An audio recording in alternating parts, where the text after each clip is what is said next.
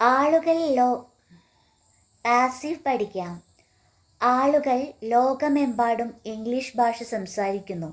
ഇതെങ്ങനെയാണ് നമ്മൾ സാധാരണ ഇംഗ്ലീഷിൽ പറയാം? People speak English worldwide. എന്നാൽ ഇത് മറ്റൊരു രീതിയിലും പറയാം. English is spoken worldwide by people. ഇതാണ് ശരിക്കും കോമൺ യൂസേജ്.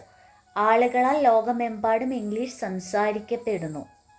അപ്പോൾ ഇവിടെ വന്നിട്ടുള്ള വ്യത്യാസം, നമ്മൾ സാധാരണ ആക്റ്റീവ് വോയിസിൽ നമുക്ക് ഡയറക്റ്റായിട്ട് V1 ഫോം ഉപയോഗിക്കാം. നമ്മൾ പാസീവ് പഠിക്കുകയാണെങ്കിൽ നിങ്ങൾ നെറ്റിലൊക്കെ നോക്കിയാൽ നിങ്ങൾക്ക് കാണാം, ഒരു വേർബിന് 3 form സാധാരണയായിട്ടുണ്ട്.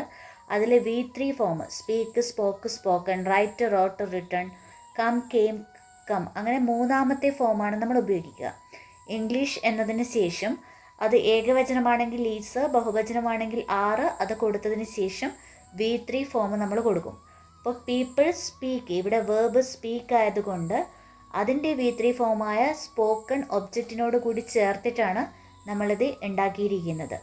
English is spoken worldwide by people.